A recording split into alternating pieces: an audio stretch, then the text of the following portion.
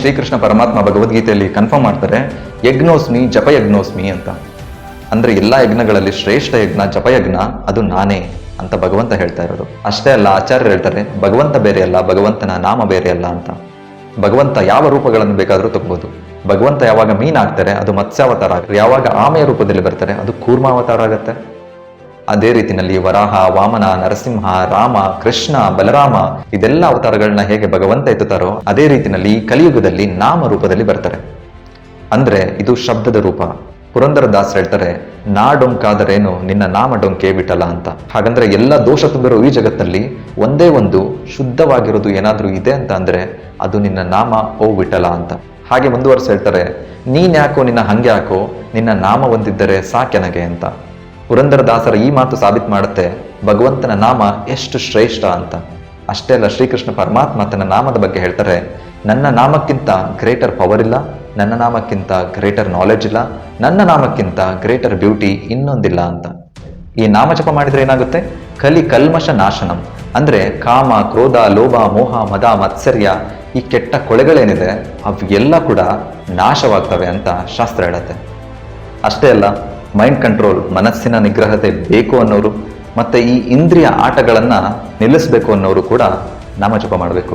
ಇದನ್ನ ಕಂಬೈನ್ ಮಾಡಿ ದಾಸರು ಹೇಳ್ತಾರೆ, ನರಜನ್ಮ ಬಂದಾಗ ನಾಲಿಗೆ ಇರುವಾಗ ಕೃಷ್ಣ ಎನ್ನಬಾರದೆ ಅಂತ. ಅಂದ್ರೆ ಲಿಟರಲಿ ಯಾರಿಗೆಲ್ಲ ನಾಲಿಗೆ ಇದೆ ಅವ್ರಿಗೆಲ್ಲ ಕೂಡ ಜಪ ಮಾಡಲೇಬೇಕು. ಈಗ action plan, step by step ಯಾವ ರೀತಿ ಜಪ ಮಾಡೋದು, ಯಾವ ಮಂತ್ರವನ್ನು ಜಪ ಮಾಡಬೇಕು, ಹೇಗೆ ಮಾಡಬೇಕು ಎಲ್ಲದನ್ನು ಕಲಿತಾ ಹೋಗೋಣ ಬನ್ನಿ. ತುಂಬಾ ಜನರಿಗಿರೋ ಪ್ರಶ್ನೆ, ಯಾವ ಮಂತ್ರವನ್ನು ಜಪಿಸಬೇಕು ಅಂತ. ಭಗವಂತನಿಗೆ ಅಪರಿಮಿತ ಅಂದ್ರೆ ಅನ್ಲಿಮಿಟೆಡ್ ಹೋಲಿ ನೇಮ್ಸ್ ಅಂದ್ರೆ ನಾಮಗಳಿವೆ. ಆದರೆ ಭಕ್ತಿವೇದಾಂತ ಸ್ವಾಮಿ ಶಿಲ ಪ್ರಭುಪಾದರು ಹೇಳ್ತಾರೆ, ಈ ಕಲಿಯುಗಕ್ಕೆ ಮಹಾಮಂತ್ರ ಅದು ಹರೇ ಕೃಷ್ಣ ಮಹಾಮಂತ್ರವನ್ನ ಎಲ್ಲರೂ ಜಪಿಸ್ಬೇಕು ಅಂತ. ಯಾಕೆ ಅಂತೀರಾ? ಗಾಯತ್ರಿ ಮಂತ್ರ ಯಾವುದೇ ಒಂದು ಮಂತ್ರ ತಗೊಂಡ್ರು ಅದಕ್ಕೆ ಪ್ರಿಸ್ಕ್ರಿಪ್ಷನ್ ಅಂದ್ರೆ ರೂಲ್ಸ್ ಇರುತ್ತೆ, ರೆಗ್ಯುಲೇಷನ್ಸ್ ಇರುತ್ತೆ. ಆದರೆ ಈ ಮಹಾಮಂತ್ರಕ್ಕೆ ಯಾವುದೇ ರೂಲ್ಸ್ ಮತ್ತೆ ರೆಗ್ಯುಲೇಷನ್ಸ್ ಇಲ್ಲ, ಯಾರು ಎಲ್ಲಿ ಬೇಕಾದ್ರೂ ಕೂಡ ಜಪಿಸ್ಬೋದು. ಏನಪ್ಪ ಈ ಹರೇ ಕೃಷ್ಣ ಮಹಾಮಂತ್ರ ಅಂದ್ರೆ, ಈ ಮಹಾಮಂತ್ರದಲ್ಲಿ 16 ವರ್ಡ್ಸ್ ಬರುತ್ತೆ. ಹರೇ ಕೃಷ್ಣ ಕೃಷ್ಣ ಕೃಷ್ಣ ಹರೇ ಹರೇ, ಹರೇ ರಾಮ ರಾಮ ರಾಮ ಹರೇ ಹರೇ ಅಂತ. ಅಫ್ಕೋರ್ಸ್ ನಿಮ್ಮ ನೆಕ್ಸ್ಟ್ ಕ್ವಶನ್ ಬಂದು ಎಷ್ಟು ಬಾರಿ ಜಪಿಸ್ಬೇಕು ಅನ್ನೋದಾಗಿರುತ್ತೆ. ನೀವು ಬಿಗಿನರ್ ಆಗಿದ್ರೆ 108 ಬಾರಿ ಜಪಿಸೋದು ಅತ್ಯಂತ ಸೂಕ್ತ. ನೆಕ್ಸ್ಟ್ ಕ್ವಶನ್, ಯಾವುದರಲ್ಲಿ ಎಣಿಸ್ಬೇಕು 108 ಅನ್ನೋದಾಗಿರುತ್ತೆ. ಸೊ ಅದಕ್ಕೆ ಜಪಮಾಲ ಅಂತ ಈ ರೀತಿ ಇರುತ್ತೆ. ಇದರಲ್ಲಿ ಸುಮಾರು ವಿಧಗಳಿವೆ. ಒಂದು ಬೇವಿನದ್ದಾದ್ರೆ ಇನ್ನೊಂದು ತುಳಸಿಯದ್ದು ಬರುತ್ತೆ. ಬಿಗಿನರ್ಸ್ಗೆ ರೆಕಮೆಂಡ್ ಮಾಡೋದು ಈ ಬೇವಿನ ಬೀಡ್ಸ್ಗಳನ್ನ. ಮತ್ತೆ ಇದರಲ್ಲಿ 108 ಮಣಿಗಳಿರುತ್ತೆ. ಅದಾದ ಮೇಲೆ ಒಂದು ಎಕ್ಸ್ಟ್ರಾ ಮಣಿ ಇರುತ್ತೆ, ಅದು ಬಂದು ಕೃಷ್ಣ ಬೀಡ್ ಅಂತ. ಸೊ ಇದರ ಮೇಲೆ ನಾವು ಹೇಗೆ ಜಪ ಮಾಡಬೇಕು ಅಂತಂದ್ರೆ ವೆರಿ ಸಿಂಪಲ್. ಈ ಕೃಷ್ಣ ಬೀಡ್ ಅನ್ನೋದು ಎಕ್ಸ್ಟ್ರಾ ಬೀಡ್ ಇದೆಯಲ್ಲ, ಇದರ ಮೇಲೆ ನಾವು ಬಂದು 5 ಪರ್ಸನಾಲಿಟಿಗಳ ನೇಮ್ ಹೇಳ್ತೀವಿ. ಅದಕ್ಕೆ ನಾವು ಪಂಚತತ್ವ ಮಂತ್ರ ಅಂತ ಕೂಡ ಕರಿತೀವಿ. ಪಂಚತತ್ವ ಮಂತ್ರ ಬಂದು ಜಯ ಶ್ರೀ ಕೃಷ್ಣ ಚೈತನ್ಯ ಪ್ರಭು ನಿತ್ಯಾನಂದ ಶ್ರೀ ಅದ್ವೈತ ಗದಾಧರ ಶ್ರೀವಾಸಾದಿ ಗೌರ ಭಕ್ತವೃಂದ ಅಂತ. ಇದನ್ನ ನಾವು 108 ಸಲ ಹರೇ ಕೃಷ್ಣ ಮಂತ್ರವನ್ನ ಹೇಳೋದಕ್ಕಿಂತ ಮುಂಚೆ ಒಂದು ಸಲ ಹೇಳಿ ಆಮೇಲೆ ಸ್ಟಾರ್ಟ್ ಮಾಡ್ತೀವಿ. ಯಾರಿದು ಈ 5 ಪರ್ಸನಾಲಿಟೀಸ್ ಪಂಚತತ್ವ ಅಂತ ಕೇಳಿದ್ರೆ ಅದರಲ್ಲಿ ಒಬ್ರು ಬಂದು ಚೈತನ್ಯ ಮಹಾಪ್ರಭು ಅಂತ. ಅವರು ನನ್ ಅದರ್ ದ್ಯಾನ್ ಕೃಷ್ಣ. ಮತ್ತೆ ರಿಯಲಿ ನೋಡಿದ್ರೆ ಈ ಹರೇ ಕೃಷ್ಣ ಮಹಾಮಂತ್ರವನ್ನ ಅತ್ಯಂತ ಪಾಮರನಿಗೂ ಕೊಟ್ಟು ಉದ್ಧಾರ ಮಾಡಿದವರು. ಯಾಕೆ ಈ ಪಂಚತತ್ವ ಮಂತ್ರನ ನಾವು ಹೇಳ್ತೀವಿ ಅಂತ ಅಂದ್ರೆ, ನಾವು ಯಾವಾಗ ಈ ಹರೇ ಕೃಷ್ಣ ಮಹಾಮಂತ್ರವನ್ನ ಚಾಂಟ್ ಮಾಡ್ತೀವಿ ಆಗ ಕೃಷ್ಣನೇ ಶಬ್ದಾವತಾರದಲ್ಲಿ ನಮ್ಮ ನಾಲಿಗೆಯ ಮೇಲೆ ಬಂದಿರ್ತಾನೆ. ಆ ಸಮಯದಲ್ಲಿ ನಾವು ಕರೆಕ್ಟಾಗಿ ಕೃಷ್ಣನನ್ನ ರಿಸೀವ್ ಮಾಡ್ಕೋಬೇಕು ಅಂದ್ರೆ ಪರ್ಫೆಕ್ಟ್ಲಿ ಆ ನಾಮವನ್ನ ನಾವು ಕೇಳಿಸ್ಕೋಬೇಕು. ನಾವು ಕೇಳಿಸ್ಕೊಳ್ಳಿಲ್ಲ ಅಂತಂದ್ರೆ ಅದು ಡಿಸ್ರೆಸ್ಪೆಕ್ಟ್ ಆಗುತ್ತೆ. ಸೊ ಈ ತರ ಅಪಚಾರಗಳನ್ನ ನಾವು ಜಪ ಮಾಡ್ಬೇಕಾದ್ರೆ ಮಾಡೇ ಮಾಡ್ತೀವಿ. ಹಾಗಾಗಿ ಈ 5 ಪರ್ಸನಾಲಿಟೀಸ್ ಕೃಷ್ಣನಿಗೆ ತುಂಬಾ ಹತ್ತಿರವಾಗಿರೋದ್ರಿಂದ ಅವರು ನಾವು ಮಾಡೋ ಈ ಅಪಚಾರವನ್ನೆಲ್ಲ ಕ್ಷಮಿಸ್ತಾರೆ. ಸೊ ಹಾಗಾಗಿ ನಾವು ಮೊದಲೇ ಕ್ಷಮೆ ಕೇಳಿ ಹರೇ ಕೃಷ್ಣ ಮಹಾಮಂತ್ರವನ್ನ ಸ್ಟಾರ್ಟ್ ಮಾಡ್ತೀವಿ. ನೆಕ್ಸ್ಟ್ ಬಂದು ಗೊತ್ತೇ ಇದೆ, ಒಂದೊಂದು ಬೀಡ್ ಅಂದ್ರೆ ಒಂದೊಂದು ಮಣಿಯ ಮೇಲೆ ಹರೇ ಕೃಷ್ಣ ಮಂತ್ರವನ್ನ ಒಂದೊಂದು ಸಾಲಿ ಹೇಳ್ತಾ ಹೋಗ್ಬೇಕು. ನೀವು ಜಪ ಮಾಡ್ತಾ ಮಾಡ್ತಾ ಕೊನೆಯ ಮಣಿಯನ್ನ ಮುಟ್ಟಿದ್ರಿ ಅಂತ ಅಂದ್ರೆ ಒಂದು ರೌಂಡ್ ಅಂದ್ರೆ ಒಂದು ಮಾಲ ನಿಮ್ದು ಕಂಪ್ಲೀಟ್ ಆಯ್ತು ಅಂತ ಅರ್ಥ. ಮತ್ತೆ ನೀವು ಬಿಗಿನರ್ ಆಗಿದ್ದು ಒಂದು ರೌಂಡಿಗೆ ಕಂಫರ್ಟಬಲ್ ಆದ್ರಿ ಅಂತಂದ್ರೆ ನೀವು 2ನೇ ರೌಂಡ್ ಕೂಡ ಗ್ರಾಜುಯಲಿ ಸ್ಟಾರ್ಟ್ ಮಾಡ್ಬೋದು ದಿನೇ ದಿನೇ. ಆಗ ಈ ಕೊನೆಯ ಮಣಿಯನ್ನ ಮುಟ್ಟಿದ್ಮೇಲೆ ನೆಕ್ಸ್ಟ್ ಮತ್ತೆ ನೀವು ಜಯ ಶ್ರೀ ಕೃಷ್ಣ ಚೈತನ್ಯ ಅಂತ ಪಂಚತತ್ವ ಮಂತ್ರವನ್ನ ಹೇಳಿ ಮತ್ತೆ ಇನ್ನೊಂದು ರೌಂಡ್ ಸ್ಟಾರ್ಟ್ ಮಾಡ್ತೀರಾ. ಹೀಗೆ ಸುಮಾರು ಭಕ್ತರು 2 ಮಾಲ, 4 ಮಾಲ, 6 ಮಾಲ, 10 ಮಾಲ ಹೀಗೆ 16 ಮಾಲ ತನಕ ಮಾಡ್ತಾರೆ ಡೈಲಿ. ಮತ್ತೆ ನಿಮ್ಮ ಇನ್ನೊಂದು ಕ್ವಶನ್ ಬರುತ್ತೆ, ಈ ಬೆಳ್ಳ ಯಾಕೆ ನೀವು ಯೂಸ್ ಮಾಡ್ತಿಲ್ಲ ಅಂತ. ಇದು ಅಹಂಕಾರದ ಸಂಕೇತ. ನಾವು ಯಾವಾಗಲೂ ನೀನು ಮಾಡಿದೆ ಅಂತ ತೋರಿಸ್ತೀವಿ, ಹಾಗಾಗಿ ಈ ಬೆರಳನ್ನು ನಾವು ಯೂಸ್ ಮಾಡೋದಿಲ್ಲ. ಹಾಗೆ ಚೈತನ್ಯ ಮಹಾಪ್ರಭುಗಳು ಹೇಳ್ತಾರೆ, ನಮ್ಮ ಮೂಡ್ ಚಾಂಟಿಂಗ್ ಮಾಡ್ಬೇಕಾದ್ರೆ ಯಾವ ರೀತಿ ಇರಬೇಕು ಅಂತ. ಅವ್ರು ಹೇಳ್ತಾರೆ, ತೃಣಾದಪಿ ಸುನಿಚೇನ ತರುರಪಿ ಸಹಿಷ್ಣುನ ಅಮಾನಿನ ಮಾನದಿನ ಕೀರ್ತನೀಯ ಸದಾ ಹರಿಹಿ ಅಂತ. ಹಾಗಂದ್ರೆ ಒಂದು ಹುಲ್ಲು ಕಡ್ಡಿಗಿಂತ ನಮ್ರತೆಯಿಂದ ಇರಬೇಕು, ಮತ್ತೆ ಅತ್ಯಂತ ಸಹಿಷ್ಣುಗಳಾಗಿರ್ಬೇಕು ಅಂತ. ಉದಾಹರಣೆ ಕೊಡ್ತಾರೆ, ಯಾವಾಗ ಹುಲ್ಲಿನ ಮೇಲೆ ನೀವು ಕಾಲಿಡ್ತೀರಾ ಅದು ನಿಮ್ಮ ಮೇಲೆ ಪ್ರೊಟೆಸ್ಟ್ ಮಾಡೋದಿಲ್ಲ, ಹೋರಾಟ ಮಾಡೋದಿಲ್ಲ, ಅದು ಮತ್ತೆ ಎದ್ದೆತ್ಕೊಳ್ಳುತ್ತೆ. ಅದೇ ರೀತಿಯಲ್ಲಿ ಒಂದು ಮರಕ್ಕೆ, ಮಾವಿನ ಮರಕ್ಕೆ ನೀವೇನಾದ್ರು ಕಲ್ಲು ಹೊಡೆದ್ರೆ ಅದು ಮತ್ತೆ ನಿಮಗೆ ಕಲ್ಲು ಹೊಡೆಯೋದೆಲ್ಲ ತಿರುಗಿಸಿ ಅದು ನಿಮಗೆ ಮಾವಿನ ಹಣ್ಣನ್ನು ಕೊಡುತ್ತೆ. ಇದು ಸಹಿಷ್ಣುತೆಗೆ ಎಕ್ಸಾಂಪಲ್. ಮುಂದುವರಿಸಿ ಹೇಳ್ತಾರೆ, ಅಮಾನಿನ ಮಾನದೇನ ಅಂದ್ರೆ ಯಾರಿಂದನೂ ತಾನು ಗೌರವವನ್ನು ಬಯಸಬಾರದು, ಮತ್ತೆ ಎಲ್ಲರಿಗೂ ಕೂಡ ಅಂದ್ರೆ ಒಂದು ಇರುವೆಗೆ ಆಗ್ಲಿ ನಾಯಿಗೆ ಆಗ್ಲಿ ಗೌರವವನ್ನು ಸೂಚಿಸಬೇಕು ಅಂತ. ಈ ರೀತಿಯ ಗುಣಗಳನ್ನ ಯಾರಾದ್ರೂ ಹೊಂದಿದ್ರೆ ಅವನು ಕೀರ್ತನೀಯ ಸುಧಾಹರಿ ಅಂದ್ರೆ ಯಾವಾಗ್ಲೂ ಈ ನಾಮವನ್ನ ಜಪಿಸ್ತಾ ಇರ್ಬೋದು ಅಂತ. ನೀವು ನೋಡಿರ್ಬೋದು, ಭಕ್ತ ಶಿರೋಮಣಿ ಹನುಮಂತನಲ್ಲಿ ಆ ಗುಣ ಇದೆ, ಯಾವಾಗ್ಲೂ ರಾಮನಾಮವನ್ನು ಜಪಿಸ್ತಾ ಇರ್ತಾರೆ. ಹಾಗಾಗಿ ದಿನೇ ದಿನೇ ಈ ಗುಣಗಳನ್ನ ಅಕ್ವೈರ್ ಮಾಡ್ಕೊಳ್ಳಿಕ್ಕೂ ಕೂಡ ನಾವು ಸ್ವಲ್ಪ ಎಫರ್ಟ್ನ ಹಾಕಬೇಕು. ನಿಮ್ಮ ಪ್ರಶ್ನೆ, ನಾನು ಯಾವುದಾದ್ರೂ ಆಸನದಲ್ಲಿ ಕೂತೇ ಚಾಂಟ್ ಮಾಡಬೇಕಾ ಅಂತ ಇದ್ರೆ, ಈ ಹರೇ ಕೃಷ್ಣ ಮಂತ್ರ ಜಪದಲ್ಲಿ ಬಂದು ನೀವು ಕೂತ್ಕೊಂಡು ಜಪ ಮಾಡ್ತೀರಾ ಇಲ್ಲ ನಿಂತ್ಕೊಂಡು ಜಪ ಮಾಡ್ತೀರಾ ಅದೆಲ್ಲ ಅಲ್ಲ ಮುಖ್ಯ. ಮುಖ್ಯವಾದದ್ದು ಏನು ಅಂತಂದರೆ, ನೀವು ಹೇಳೋ ಹರೇ ಕೃಷ್ಣ ಮಂತ್ರವನ್ನು ಅಂದರೆ ಶಬ್ದವನ್ನು ನೀವು ನಿಮ್ಮ ಕಿವಿಯಾರೆ ಕೇಳಿಸ್ಕೋಬೇಕು ಕಂಪ್ಲೀಟಾಗಿ. ಅದನ್ನು ಪರ್ಫೆಕ್ಟ್ ಮೆಡಿಟೇಷನ್ ಅಂತ ಶ್ರೀಲ ಪ್ರಭುಪಾದರು ಕರೀತಾರೆ. ಹಾಗಾಗಿ ನೀವು ಓಡಾಡ್ತಾನೂ ಚಾಂಟ್ ಮಾಡ್ಬೋದು, ಇಲ್ಲ ಅಂತಂದರೆ ಕ್ರಾಸ್ ಲೆಗ್ಗಾಗಿ ಕುತ್ಕೊಂಡು ಚಾಂಟ್ ಮಾಡ್ಬೋದು, ಇಲ್ಲ ಅಂತಂದರೆ ಚೇರ್ ಮೇಲೆ ಕುತ್ಕೊಂಡು ಚಾಂಟ್ ಮಾಡ್ಬೋದು. ಹೇಗೆ ಯಾವ ಪೋಸ್ಚರ್ನಲ್ಲಿ ನೀವು ಕುತ್ಕೊಂಡು ಕೂಡ ಜಪ ಮಾಡ್ಬೋದು.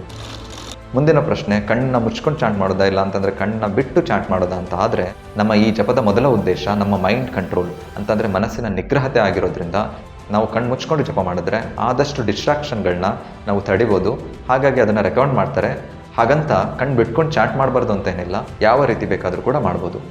ಇನ್ನೊಂದು ಕೇಳ್ತಾರೆ, ಸರ್ ನಾನು ಜಪ ಮಾಡಬೇಕಂತ ಇದ್ದೀನಿ, ಆದರೆ ನಾನು ಸ್ಮೋಕಿಂಗ್ ಕೂಡ ಮಾಡ್ತೀನಿ ಮತ್ತು ಮಾಂಸ ಸೇವನೆ ಕೂಡ ಮಾಡ್ತೀನಿ, ನಾನು ಹಾಗಾದರೆ ಅದನ್ನ ಬಿಟ್ಬಿಡ್ಬೇಕಾ ಅಂತ. ಇದಕ್ಕೆ ಪರ್ಫೆಕ್ಟ್ ಆನ್ಸರ್ಗಿಂತ ಶ್ರೀಕೃಷ್ಣ ಪರಮಾತ್ಮ ಗೀತೆನಲ್ಲಿ ಹೇಳ್ತಾರೆ, ವಿಷಯ ವಿನಿವರ್ತಂತೆ ಅಂತ.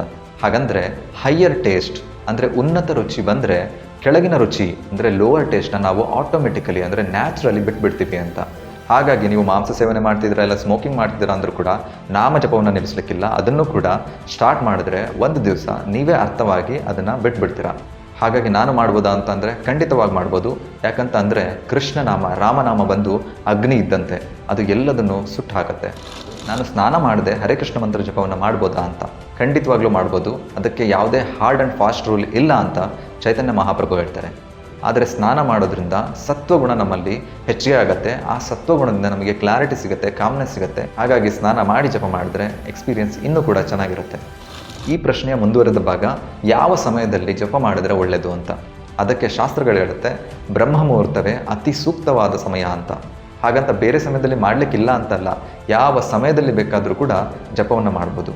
ಶ್ರೀಕೃಷ್ಣ ಪರಮಾತ್ಮ ಹೇಳ್ತಾರೆ ಗೀತೆಯಲ್ಲಿ, ಸತತ ಕೀರ್ತಯಂತೋ ಮಾಮ್ ಅಂತ. ಅಂದರೆ 24 ಗಂಟೆ ಕೂಡ ನನ್ನ ಧ್ಯಾನದಲ್ಲಿರಬೇಕು, ಅಂದರೆ ನನ್ನ ನಾಮಸ್ಮರಣೆಯಲ್ಲಿರಬೇಕು ಅಂತ. ಇನ್ನೊಂದು ರೆಕಮೆಂಡೇಶನ್ ಏನು ಅಂತ ಅಂದರೆ, ಯಾವಾಗ ನಿಮ್ಮ ನಿದ್ದೆ ಕಂಪ್ಲೀಟಾಗಿ ನೀವು ಸ್ಯಾಟಿಸ್ಫೈಡ್ ಸ್ಲೀಪಿಂದ ಎದ್ದಿರ್ತೀರಾ ಆಗ ಜಪ ಮಾಡಿದ್ರೆ ಇನ್ನೂ ಕೂಡ ಎಫೆಕ್ಟಿವ್ ಆಗಿರುತ್ತೆ ನಿಮ್ಮ ಜಪ. ಸೊ ನೀವು 24 ಗಂಟೆ ಅವಧಿಯಲ್ಲಿ ಯಾವ ಸಮಯದಲ್ಲಿ ಬೇಕಾದರೂ ಕೂಡ ಹರೇ ಕೃಷ್ಣ ಮಂತ್ರವನ್ನು ಜಪಿಸ್ಬೋದು. ನಿಮ್ಮ ಮುಂದಿನ ಪ್ರಶ್ನೆ, ಈ 108 ಸರಿ ಹರೇ ಕೃಷ್ಣ ಮಂತ್ರವನ್ನು ಜಪಿಸಬೇಕಾದ್ರೆ ನನ್ನ ಟೈಮ್ ಫ್ರೇಮ್ ಏನಿರಬೇಕು ಅನ್ನೋದಾದರೆ ಅದಕ್ಕೆ ಒಳ್ಳೆಯ ಉದಾಹರಣೆನ ಕೊಡ್ತಾರೆ. ನೀವು ಸೈಕಲನ್ನು ಓಡಿಸ್ತಾ ಇದ್ದೀರಾ ಅಂತಂದರೆ ತುಂಬ ಮೆಲ್ಲಕ್ಕೆ ಹೋದರೆ ಅದು ಅನ್ಸ್ಟೇಬಲ್ ಆಗಿ ಬೀಳೋ ಥರ ಆಗುತ್ತೆ. ಅದೇ ನೀವು ಟೂ ಫಾಸ್ಟ್ ತುಂಬ ವೇಗವಾಗಿ ಹೋದರೆ ಆಕ್ಸಿಡೆಂಟ್ ಆಗೋ ಪ್ರಮೇಯ ಬರುತ್ತೆ. ಹಾಗಾಗಿ ತುಂಬ ಜೋರಾಗೂ ಜಪಿಸ್ಲಿಕ್ಕಿಲ್ಲ, ತುಂಬ ಮೆಲ್ಲಗೂ ಜಪಿಸ್ಲಿಕ್ಕಿಲ್ಲ. ನೀವು ಹರೇ ಕೃಷ್ಣ ಮಂತ್ರವನ್ನು ಹೇಳಿ ಆ ಶಬ್ದವನ್ನು ಕ್ಲಿಯರಾಗಿ ಕೇಳಿಸ್ಕೊಳ್ಳೋಷ್ಟು ಸ್ಪೀಡಾಗಿ ನೀವು ಚಾಂಟ್ ಮಾಡಿದರೆ ಸಾಕು. ಮತ್ತು ಮನಸ್ಸಲ್ಲೇ ಚಾಂಟ್ ಮಾಡಬೇಕಾ ಇಲ್ಲ ಜೋರಾಗಿ ಚಾಂಟ್ ಮಾಡಬೇಕಾ ಅಂತಂದರೆ ಆಚಾರ್ಯರು ಹೇಳ್ತಾರೆ ಬಾಯಿ ಬಿಟ್ಟೇ ಚಾಂಟ್ ಮಾಡಬೇಕು ಅಂತ. ಯಾಕಂತಂದರೆ ನಾವು ಮೊದಲು ಈ ಮನಸ್ಸಿನ ನಿಗ್ರಹತೆಯನ್ನು ಮಾಡ್ತಾ ಇದ್ದೀವಿ, ಅಂದರೆ ಮೈಂಡ್ ಕಂಟ್ರೋಲ್. ಜೋರಾಗಿ ಜಪಿಸಿ ಮತ್ತು ಅದನ್ನು ಕೇಳಿಸ್ಕೋಬೇಕು. ಈ ಕನೆಕ್ಷನ್ನಲ್ಲಿ ಚೈತನ್ಯ ಮಹಾಪ್ರಭುಗಳು ಹೇಳ್ತಾರೆ, ಯಾವಾಗ ಕಾಡಿನಲ್ಲಿ ಸಿಂಹ ಗರ್ಜಿಸುತ್ತೆ ಆಗ ಚಿಕ್ಕ ಚಿಕ್ಕ ಪ್ರಾಣಿಗಳೆಲ್ಲ ಯಾವ ರೀತಿ ಓಡೋಗುತ್ತೆ, ಅದೇ ರೀತಿ ಯಾರು ಈ ಹರೇ ಕೃಷ್ಣ ಮಹಾಮಂತ್ರವನ್ನು ಜೋರಾಗಿ ಉಚ್ಚರಿಸ್ತಾರೆ ಅವನ ಎಲ್ಲ ಕೆಟ್ಟ ಆಲೋಚನೆಗಳು, ಕಾಮ, ಕ್ರೋಧ, ಲೋಭ, ಮೋಹ, ಮದ, ಮತ್ಸರ್ಯ ಅನ್ನೋ ಚಿಕ್ಕ ಚಿಕ್ಕ ಪ್ರಾಣಿಗಳೆಲ್ಲ ಓಡಿ ಹೋಗುತ್ತೆ ದೂರ ಅಂತ. ಮತ್ತೊಂದು ಕ್ವಶನ್ ಬರುತ್ತೆ, ನಾನು ಜಪ ಮಾಡಬೇಕಾದ್ರೆ ನಾನು ಏನಾದರೂ ಥಿಂಕ್ ಮಾಡಬೇಕಾ, ಇಲ್ಲ ಅಂತಂದರೆ ನಾನು ಏನಾದರೂ ಇಮ್ಯಾಜಿನ್ ಮಾಡ್ಕೋಬೇಕಾ, ವಿಜುವಲೈಸ್ ಮಾಡಬೇಕಾ ಅಂತ. ಇದಕ್ಕೆ ಶ್ರೀಲ ಪ್ರಭುಪಾದರು ಹೇಳ್ತಾರೆ, ಮೇನ್ ಅಟೆನ್ಷನ್ ನಮ್ಮದು ಶಬ್ದವನ್ನು ಉಚ್ಚರಿಸಿ ಕೇಳಿಸ್ಕೊಳ್ಳೋದ್ರಲ್ಲಿರಬೇಕು ಅಂತ. ಹಾಗಾಗಿ ಜಪದ ಮಧ್ಯೆ ನಾವು ಏನು ಥಿಂಕ್ ಮಾಡೋ ಅವಶ್ಯಕತೆ ಇಲ್ಲ, ವಿಜುವಲೈಸ್ ಮಾಡೋ ಅವಶ್ಯಕತೆ ಇಲ್ಲ, ಅಥವಾ ಇಮ್ಯಾಜಿನ್ ಕೂಡ ಮಾಡೋ ಅವಶ್ಯಕತೆ ಇಲ್ಲ. ಪ್ರಾಸೆಸ್ ಬಂದು ವೆರಿ ಸಿಂಪಲ್. ನೀವು ಈ ಶಬ್ದವನ್ನು ಉಚ್ಚರಿಸಬೇಕು ಮತ್ತು ಅದೇ ಶಬ್ದವನ್ನು ಕ್ಲೀನ್ ಆ್ಯಂಡ್ ಕ್ಲಿಯರ್ ಆಗಿ ಕೇಳಿಸ್ಕೋಬೇಕು ಅಷ್ಟೇ. ಇನ್ನೊಂದು ಕ್ವಶನ್ ಇದೆ, ನಮ್ಮ ಮನೇಲಿ ಶ್ರಾದ್ದ ಇದೆ, ಡೆತ್ ಆಗಿದ್ದಾರೆ, ತೀರ್ಕೊಂಡಿದ್ದಾರೆ, ನಾನು ಚಾಂಟ್ ಮಾಡ್ಬೋದಾ ಅಂತ. ಶ್ರೀ ಚೈತನ್ಯ ಮಹಾಪ್ರಭುವಿನ ಶಿಕ್ಷಾಷ್ಟಕದ ಪ್ರಕಾರ ಈ ಚಾಂಟಿಂಗ್ ಅಥವಾ ಜಪಕ್ಕೆ ಯಾವುದೇ ಹಾರ್ಡ್ ಆ್ಯಂಡ್ ಫಾಸ್ಟ್ ರೂಲ್ ಇಲ್ಲ. ಸೊ ಹಾಗಾಗಿ ಯಾರು ಎಂಥ ಕೆಟ್ಟ ಸಿಚುವೇಶನ್ಗಳಲ್ಲೂ ಕೂಡ ಇದನ್ನು ನಿರಂತರವಾಗಿ ಜಪಿಸ್ಬೋದು. ಇನ್ಫ್ಯಾಕ್ಟ್ ನಿಮ್ಮ ಮನೆಯಲ್ಲಿ ಯಾರಾದರೂ ತೀರ್ಕೊಂಡಿದ್ದಾರೆ ಅಂತಂದರೆ ಆ ಟೈಮಲ್ಲೇ ನೀವು ತುಂಬ ಜಪಿಸ್ಬೇಕು. ಯಾಕಂತಂದರೆ ಭಗವಂತನ ನಾಮ ಆ ತೀರ್ಕೊಂಡಿರ್ತಾರಲ್ಲ ಆ ಆತ್ಮಕ್ಕೂ ಕೂಡ ತುಂಬ ಬೆನಿಫಿಟ್ ಮಾಡುತ್ತೆ. ಇನ್ನೊಂದು ಕ್ವಶನ್ ಬರುತ್ತೆ, ಈ ಮಣಿಗಳನ್ನು ಯೂಸ್ ಮಾಡಿನೇ ನಾನು ಚಾಂಟ್ ಮಾಡಬೇಕಾ ಅಂತ. ಕೃಷ್ಣ ಭಗವದ್ಗೀತೆಯಲ್ಲಿ ಹೇಳೋ ಥರ ಸತತಂ ಕೀರ್ತಯಂತೋ ಮಾಮ್ ಅಂತ, ಅಂದರೆ 24 ಗಂಟೆಗಳ ಕಾಲ ಯಾವ ರೀತಿಯಲ್ಲಿ ಯಾವ ಸಮಯದಲ್ಲಿ ಬೇಕಾದರೂ ನೀವು ಚಾಂಟ್ ಮಾಡ್ಬೋದು. ಆದರೆ ಆಚಾರ್ಯರು ಹೇಳ್ತಾರೆ ಸಂಖ್ಯಾಪೂರ್ವಕ ಜಪ ಅಂತ. ಯಾಕಂತಂದರೆ ನಮ್ಮ ಮನಸ್ಸು ಮೈಂಡ್ ತಳ್ಳಿ ಹಾಕೋದ್ರಲ್ಲಿ ಎಕ್ಸ್ಕ್ಯೂಸ್ ಕೊಡೋದ್ರಲ್ಲಿ ನಂಬರ್ 1. ಸೊ ಅದು ನಮ್ಮನ್ನು ಕನ್ವಿನ್ಸ್ ಮಾಡಿಬಿಡುತ್ತೆ, ಇವತ್ತು ಮಾಡಬೇಡ ನಾಳೆ ಮಾಡೋಣ ಅಂತ, ಆಮೇಲೆ ನಾಳೆ ಕನ್ವಿನ್ಸ್ ಮಾಡುತ್ತೆ, ನಾಳೆ ಮಾಡಬೇಡ ನಾಡಿದ್ದು ಮಾಡೋಣ ಅಂತ. ಸೊ ಹೀಗಾಗಿ ಸಂಖ್ಯಾಪೂರ್ವಕ ಜಪ ಅಂದರೆ ಫಿಕ್ಸ್ಡ್ ನಂಬರ್ ಆಫ್ ರೌಂಡ್ಸ್, ಅಂದರೆ ಕಮಿಟೆಡ್ ರೌಂಡ್ಸ್ನ ನಾವು ಮಾಡಿಬಿಟ್ಟು ಅದಾದಮೇಲೆ ನೀವು ಈ ಜಪ ಬೀಡ್ಸ್ ಇಲ್ಲದ ಹಾಗೆ ಎಷ್ಟು ಸಾರಿ ಬೇಕಾದರೂ ಹೇಳ್ಕೊಬೋದು. ಆದರೆ ಕಮಿಟೆಡ್ ರೌಂಡ್ಸ್ನ ನೀವು ಪೂರ್ತಿ ಮಾಡಿದ್ಮೇಲೆ, ಎಕ್ಸಾಂಪಲ್ ಉದಾಹರಣೆಗೆ ನೀವು 1 ರೌಂಡಿಗೆ ಕಮಿಟೆಡ್ ಆಗಿದ್ರಿ ಅಂತಂದರೆ 1 ರೌಂಡ್ 108 ಸಲ ಜಪ ಮಾಡಿ ಆಮೇಲೆ ನೀವು ಎಷ್ಟು ಸಲ ಬೇಕಾದರೂ ಈ ಜಪಮಣಿ ಇಲ್ಲದ ಹಾಗೆ ನೀವು ಚಾಂಟ್ ಅಂದರೆ ಜಪ ಮಾಡ್ಬೋದು. ಒಂದೊಂದು ಸಲ ಭಕ್ತರು ಈ ಥರ ಚಾಂಟಿಂಗ್ ಬ್ಯಾಗ್ನ ಯೂಸ್ ಮಾಡಿ ಚಾಂಟ್ ಮಾಡೋದನ್ನು ನೋಡಿರ್ತೀರ. ಅವಾಗ ನಿಮಗೆ ಆಶ್ಚರ್ಯ ಅನಿಸಿರುತ್ತೆ, ಈ ಥರ ಮಾಲದ ಮೇಲೆ ನಾವು ಚಾಂಟ್ ಮಾಡಬೇಕು ಅಂದರೂ ಕೂಡ ಈ ಥರ ಬ್ಯಾಗ್ಗಳನ್ನು ಏನಕ್ಕೆ ಯೂಸ್ ಮಾಡ್ತಿದ್ದಾರೆ ಅಂತ. ಯಾಕೆ ಅಂತಂದರೆ ನಾವು ಜಪ ಮಾಡಿದ್ಮೇಲೆ ಈ ಮಾಲೆಯನ್ನು ಎಲ್ಲಿ ಬೇಕೋ ಅಲ್ಲಿ ಇಡೋದು ಅಥವಾ ಎಲ್ಲಿ ಬೇಕೋ ಅಲ್ಲಿ ನೇತಾಕೋದು ಮಾಡಿದ್ರೆ ಅದು ಅಪವಿತ್ರ, ಅಂದರೆ ದರ್ಟಿ ಆಗ್ಬೋದು. ಹಾಗಾಗಿ ಅದಕ್ಕೆ ಫಿಕ್ಸ್ಡ್ ಪ್ಲೇಸ್, ಅಂದರೆ ಈ ಬ್ಯಾಗ್ನಲ್ಲಿ ಇಟ್ಟರೆ ಈ ಬ್ಯಾಗ್ ಬೇಕಿದ್ರೆ ಕೊಳೆ ಆದರೆ ನಾವು ತೊಳಿಬೋದು. ಸೊ ಹಾಗಾಗಿ ಈ ಬ್ಯಾಗ್ನ ಇಟ್ಕೊಂಡು ಚಾಂಟ್ ಮಾಡ್ತಾರೆ. ಮತ್ತು ಇನ್ನೊಂದು ಕಾರಣ ಏನಪ್ಪ ಅಂತಂದರೆ ಇದರಲ್ಲಿ ಸಾಕ್ಷಿ ಮಾಲ ಅಂತ ಇರುತ್ತೆ. ಅಂದರೆ ತುಂಬ ಜನ ಭಕ್ತರು 2 ಮಾಲೆ 4 8 10 16 ಮಾಲೆಗಳ ತನಕ ಮಾಡ್ತಾ ಇರ್ತಾರೆ. ಸೊ ಅವರು ಕೌಂಟ್ ಮಾಡಲಿಕ್ಕೆ ಈ ಸಾಕ್ಷಿ ಮಾಲೆಯನ್ನು ಉಪಯೋಗಿಸ್ತಾರೆ. ಈ ಸಾಕ್ಷಿ ಮಾಲೆಯನ್ನು ಈ ಚಾಂಟಿಂಗ್ ಬ್ಯಾಗ್ಗೆ ಹಾಕ್ಕೊಳ್ಳಿಕ್ಕೂ ಕೂಡ ತುಂಬ ಈಸಿ ಆಗುತ್ತೆ. ನೀವು ಯಾವಾಗ ಈ ಮಂತ್ರ ಜಪವನ್ನು ಸ್ಟಾರ್ಟ್ ಮಾಡ್ತೀರಾ ಆವಾಗ ನಿಮಗೆ ಅನಿಸುತ್ತೆ ನನ್ನ ಮನಸ್ಸು ನನ್ನ ಕಂಟ್ರೋಲಲ್ಲೇ ಇಲ್ಲ, ನಾನು ಜಪ ಮಾಡಬೇಕಾದ್ರೂ ಕೂಡ ಮಂಗ ಟೊಂಗೆಯಿಂದ ಟೊಂಗೆಗೆ ಹಾರೋ ಹಾಗೆ ನನ್ನ ಮನಸ್ಸು ಈ ಕಡೆಯಿಂದ ಆ ಕಡೆ ಹೋಗ್ತಾನೆ ಇದೆಯಲ್ಲ ಏನಿದು ಅಂತ. ಸೊ ನೀವು ವರಿ ಪಡೋ ಅವಶ್ಯಕತೆ ಇಲ್ಲ. ನೀವು ಯಾವಾಗ ಚಾಂಟ್ ಮಾಡ್ತಾ ಇರ್ತೀರಾ ಹರೇ ಕೃಷ್ಣ ಮಹಾಮಂತ್ರವನ್ನು, ಆ ಮನಸ್ಸು ಆ ಕಡೆ ಹೋದ ತಕ್ಷಣ ಈ ಹರೇ ಕೃಷ್ಣ ಮಂತ್ರವನ್ನು ಇನ್ನು ನೀವು ಜೋರಾಗಿ ಚಾಂಟ್ ಮಾಡಿದ್ರೆ ಮತ್ತೆ ಆ ಮನಸ್ಸು ನಿಮ್ಮ ಎಡೆಗೆ ಬರುತ್ತೆ, ಮತ್ತೆ ಅದನ್ನು ಕೇಳೋ ಕಡೆಗೆ ಬರುತ್ತೆ. ಸೊ ಹೀಗೆ ನೀವು ಮತ್ತೆ ಮನಸ್ಸನ್ನು ಹಿಡಿತಕ್ಕೆ ತಗೋಬೋದು. ಇಷ್ಟೆಲ್ಲ ಹೇಳಿದ್ಮೇಲೂ ನಾನು ಸೈಂಟಿಫಿಕಲಿ ಅರ್ಥ ಮಾಡ್ಕೋಬೇಕು ಅಂತಾರೆ. ಬನ್ನಿ ಸೈಂಟಿಫಿಕಲಿ ಹೇಗೆ ವರ್ಕ್ ಆಗುತ್ತೆ ಮಂತ್ರ ಅಂತ ನೋಡೋಣ. ನಮ್ಮ ಬ್ರೈನಲ್ಲಿ 5 ವೇವ್ಸ್ ಅಂದರೆ ತರಂಗಗಳಿರುತ್ತೆ. ಅದು ಆಲ್ಫಾ, ಬೀಟಾ, ಗ್ಯಾಮಾ, ತೀಟಾ ಈ ಥರ ಹೋಗುತ್ತೆ. ಇದರಲ್ಲಿ ಒಂದೊಂದು ತರಂಗದ ಫ್ರೀಕ್ವೆನ್ಸಿ ಒಂದೊಂದು ರೀತಿಯಲ್ಲಿರುತ್ತೆ. ಅದರಲ್ಲಿ ಆಲ್ಫಾ ತರಂಗ ಬಂದು ಅದು ನಮ್ಮ ಕಾಮ್ನೆಸ್ನ ಟೆಸ್ಟ್ ಮಾಡೋ ತರಂಗ, ಅಂದರೆ ವೇವ್. ಎಲೆಕ್ಟ್ರೋ ಎನ್ಸೆಫಲೋಗ್ರಾಮ್ ಅನ್ನೋ ಮಷಿನ್ ಇದೆ, ಅದನ್ನು ನಮ್ಮ ತಲೆಗೆ ಅಡ್ಜಸ್ಟ್ ಮಾಡಿಬಿಟ್ಟು ಅದರಿಂದ ನಾವು ರೀಡಿಂಗ್ಸ್ನ ತೊಗೊಂಡ್ರೆ ಆಲ್ಫಾ ಎಷ್ಟಿದೆ ಅನ್ನೋದ್ರ ಮೂಲಕ ನಮ್ಮ ಕಾಮ್ನೆಸ್ ಎಷ್ಟಿದೆ ಅಂತ ನಾವು ಅರ್ಥ ಮಾಡ್ಕೋಬೋದು. ಹೀಗೆ ಒಂದು ಎಕ್ಸ್ಪೆರಿಮೆಂಟ್ ನಡೆಯುತ್ತೆ. ಜಪ ಮಾಡೋ ಮೊದಲು ಆಲ್ಫಾ ತರಂಗ ಅಂದರೆ ಈ ಆಲ್ಫಾ ವೇವ್ನ ರೀಡಿಂಗ್ಸ್ನ ಎಲೆಕ್ಟ್ರೋ ಎನ್ಸೆಫಲೋಗ್ರಾಮ್ ಮಷಿನಿಂದ ತಗೋತಾರೆ. ಅದಾದಮೇಲೆ ಹರೇ ಕೃಷ್ಣ ಮಹಾಮಂತ್ರದ ಜಪವನ್ನು 10 ನಿಮಿಷ ಮಾಡಿಸ್ತಾರೆ. ಜಪದ ನಂತರ ಕೂಡ ಅದರ ರೀಡಿಂಗ್ಸ್ನ ತಗೋತಾರೆ. ಆಮೇಲೆ ಎರಡನ್ನೂ ಕಂಪೇರ್ ಮಾಡಿ ನೋಡ್ತಾರೆ. ಆಲ್ಫಾ ತರಂಗ ಹೆಚ್ಚಿಗೆ ಆಗ್ತಾ ಇರೋದು ಅವರಿಗೆ ಕಾಣಿಸುತ್ತೆ. ಹಾಗಂದರೆ ವ್ಯಕ್ತಿಯ ಕಾಮ್ನೆಸ್ ಇನ್ಕ್ರೀಸ್ ಆಗ್ತಾ ಇರೋದು ಗೊತ್ತಾಗುತ್ತೆ. ಸೊ ಹೀಗೆ ಶಬ್ದ ನಮ್ಮ ಮೆದುಳಿನ ಮೇಲೆ ತುಂಬ ಪರಿಣಾಮವನ್ನು ಬೀರುತ್ತೆ. ಹೇಗೆ ಅಂತ ಇನ್ನೊಂದು ಎಕ್ಸಾಂಪಲ್ ಕೊಡ್ತೀನಿ. ಯಾರಾದರೂ ಅರ್ಚ್ಕೊಳ್ಳೋ ಸೌಂಡ್ ಇಲ್ಲ ಅಂತಂದರೆ ಒಂದು ಹಾರರ್ ಸೌಂಡ್ ನೀವೇನಾದರೂ ಕೇಳಿದ್ರಿ ಅಂತಂದರೆ ನಿಮಗೆ ಇಮಿಡಿಯೇಟ್ಲಿ ಭಯ ಆಗುತ್ತೆ. ಅಂತಂದರೆ ಭಯದ ಎಮೋಷನ್ ನಿಮಗೆ ಬರುತ್ತೆ. ಅಂದರೆ ಯಾವುದರಿಂದ ಬರ್ತಾ ಇರೋದು, ಆ ಅರ್ಚಿಕೊಳ್ಳೋ ಶಬ್ದದಿಂದ ನಿಮಗೆ ಆ ಎಮೋಷನ್ ಬರ್ತಾ ಇದೆ. ಅದೇ ರೀತಿಯಲ್ಲಿ ನೀವೇನಾದರೂ ಟ್ರಾಫಿಕ್ ಸೌಂಡಲ್ಲಿ ಸಿಗೆ ಬಿದ್ದಿದ್ದೀರಾ ಅಂತಂದರೆ ಅವಾಗ ನಿಮಗೆ ಒಂಥರ ಇರಿಟೇಷನ್ ಸ್ಟಾರ್ಟ್ ಆಗುತ್ತೆ. ಈ ಇರಿಟೇಷನ್ ಎಲ್ಲಿಂದ ಬರ್ತಾ ಇರೋದು, ಆ ಟ್ರಾಫಿಕ್ನ ಸೌಂಡಿಂದ, ಅಂದರೆ ಶಬ್ದದಿಂದ. ಅಂದರೆ ಶಬ್ದ ನಮ್ಮ ರಿಯಾಕ್ಷನ್ ಮತ್ತು ಎಮೋಷನ್ಗಳನ್ನ ಚೇಂಜ್ ಮಾಡ್ಬೋದು ಅಂತ ನಾವು ಈಸಿಲಿ ಸಿಂಪಲಾಗಿ ಅರ್ಥ ಮಾಡ್ಕೋಬೋದು.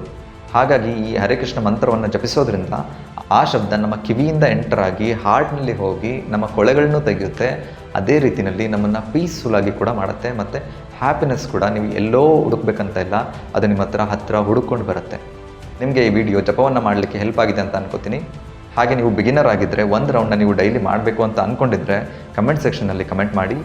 ಮತ್ತು ಈ ಹರೇ ಕೃಷ್ಣ ಮಹಾಮಂತ್ರದ ಜಪದ ಬಗ್ಗೆ ನಿಮ್ಮ ಏನೇ ಕ್ವಶನ್ ಇದ್ದರೂ ಕೂಡ ನೀವು ಕಮೆಂಟ್ ಸೆಕ್ಷನ್ನಲ್ಲಿ ಮೆನ್ಷನ್ ಮಾಡ್ಬೋದು. ಹಾಗೆ ನಿಮಗೆ ಯಾವ ಗೊತ್ತಿಲ್ಲದ ಇನ್ಫಾರ್ಮೇಷನ್ ಈ ವಿಡಿಯೋದಿಂದ ಗೊತ್ತಾಯಿತು ಅನ್ನೋದನ್ನು ಕೂಡ ಕಮೆಂಟ್ ಸೆಕ್ಷನಲ್ಲಿ ಮೆನ್ಷನ್ ಮಾಡಿ.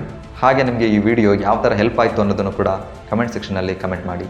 ಫ್ರೆಂಡ್, ಬೆಸ್ಟ್ ಫ್ರೆಂಡ್ ಯಾರೇ ಆಗಿರಲಿ ಅವರಿಗೂ ಕೂಡ ಶೇರ್ ಮಾಡಿ, ಅವರಿಗೂ ಹೇಳಿ ಜಪವನ್ನು ಸ್ಟಾರ್ಟ್ ಮಾಡಿ ಅಂತ. Thank you for watching. Subscribe for more. Hare Krishna.